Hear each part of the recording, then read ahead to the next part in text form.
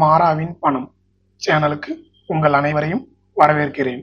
ஜொமேட்டோ 15 நிமிஷத்தில் தங்களுடைய ஃபுட்டை டெலிவரி பண்ணுறோம் அப்படின்னு ஒரு புது டார்கெட்டை ஆரம்பிச்சிருக்காங்க. இதன் மூலமாக வாடிக்கையாளர்களுக்கு 15 நிமிஷத்தில் அவங்க ஆர்டர் பண்ண ஃபுட்டை நாங்கள் டெலிவரி பண்ணிடுவோம் அப்படின்னு அவங்க சொல்கிறாங்க. அதே நேரம் ஸ்விக்கி அண்ட் அதர் டெலிவரி ஆப்ஸும் இதையே ஃபாலோ பண்ண போகிறோம், நாங்களும் குயிக்காக எங்களுடைய கஸ்டமர்ஸுக்கு ஃபுட்டை டெலிவரி பண்ண போகிறோம் அப்படின்னு சொல்லியிருக்காங்க. ஒன் நேஷன் ஒன் எலெக்ஷன், இதுக்கு கிட்டத்தட்ட 56% ஃபேவராக ஓட்டு போட்டிருக்காங்க. ஆனால் 36% இதை அக்ரி பண்ணல, இதை நாங்கள் எதிர்க்கிறோம் அப்படின்னு சொல்கிறாங்க. ஸோ இது எந்த அளவில் இருக்கும் அப்படிங்கிறத நாம் பொறுத்திருந்து தான் பார்க்கணும். செபி வார்னிங் லெட்டரை இஷ்யூ பண்ணியிருக்குது ஓலா எலக்ட்ரிக்கலுக்கு. காரணம், அவங்க கரெக்டாக ரூல்ஸை ஃபாலோ பண்ணல, அவங்கக்கிட்ட நிறைய வயலேஷன் இருக்குது, ரூல்ஸ் அண்ட் ரெகுலேஷனை கரெக்டாக மதிக்க மாட்டாங்க அப்படின்னு சொல்லியிருக்காங்க. இதை தொடர்ந்து அவங்களுடைய ஷேர் வேல்யூ கிட்டத்தட்ட 4% வரைக்கும் குறைஞ்சி ரன் ஆகிக்கிட்டு இருக்கு.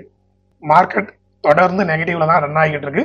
இந்த டைம்லையும் டாக்டர் ரெட்டி, ஆர்ஐஎல், ஓஎன்ஜிசி இவங்கெல்லாம் ஓரளவுக்கு நிதானமான லாபத்தில் தான் ரன் ஆகிட்டு இருக்காங்க.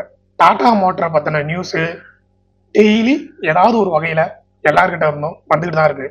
காரணம், எல்லாரும் சொல்லதான் ஸ்டாக்கை பிரிக்க போகிறாங்க. டாடா மோட்டரில் டிரான்ஸ்போர்ட் வெஹிக்கிளுக்கு தனியாகவும் பேசஞ்சர் வெஹிக்கிளுக்கு தனியாகவும் 2 ஷேராக பிரிய போகுது அப்படின்ற நியூஸ் தொடர்ந்து வந்துக்கிட்டு இருக்கு. இது இந்த வருஷமே நடக்கிறதுக்கான வாய்ப்புகளும் இருக்குது. அப்படி நடக்கும்போது எல்லாருக்குமே ஒரு நல்ல லாபம் வரனாக்கா ஸ்டாக் வேல்யூ கம்மியாக இருக்கும்போதே கொஞ்சம் கொஞ்சமாக வாங்க பாருங்க அப்படிங்கிற மாதிரி தான் நிறைய பேர் சொல்கிறாங்க. ஸோ அதனால் நானும் அப்பப்போ 1-2ன்னு வாங்கிக்கிட்டு தான் இருக்கேன்.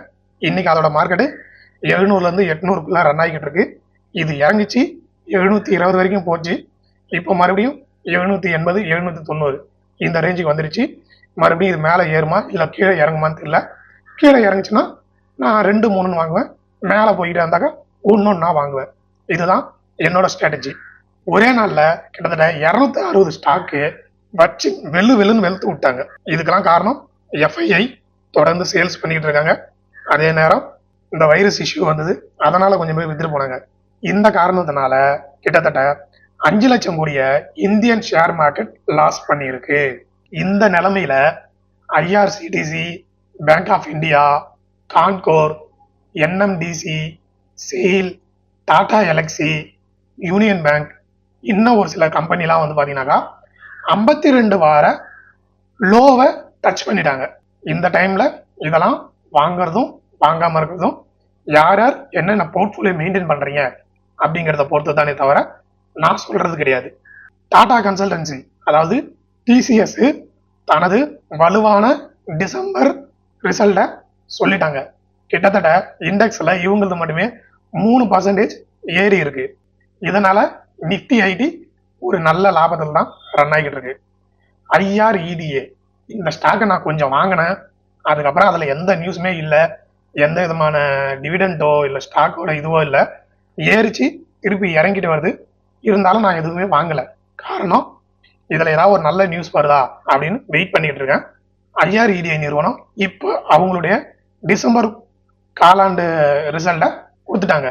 இதில் அவங்களுக்கு லாபம் மட்டுமே கிட்டத்தட்ட 425 கோடி, 27% போன காலாண்டை விட இந்த காலாண்டில் 27% அதிகமாக தான் எங்களுக்கு ப்ராஃபிட் வந்திருக்கு அப்படின்னு சொல்லியிருக்காங்க.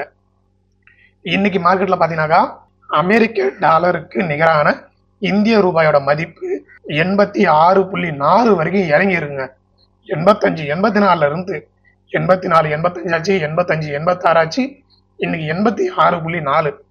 இது போகிற வேகத்தை பார்த்தாக்கா இந்த வருஷமே 90 தொட்டுடும் அப்படின்னு எதிர்பார்க்குறேன். பார்ப்போம் என்ன நடக்குதுன்னு. இதுக்கு ரீசன் 1 ட்ரம்ப் ஆட்சிக்கு வர்றது, 2 கச்சா எண்ணெயோட விலை ஏறிக்கிட்டே வருது.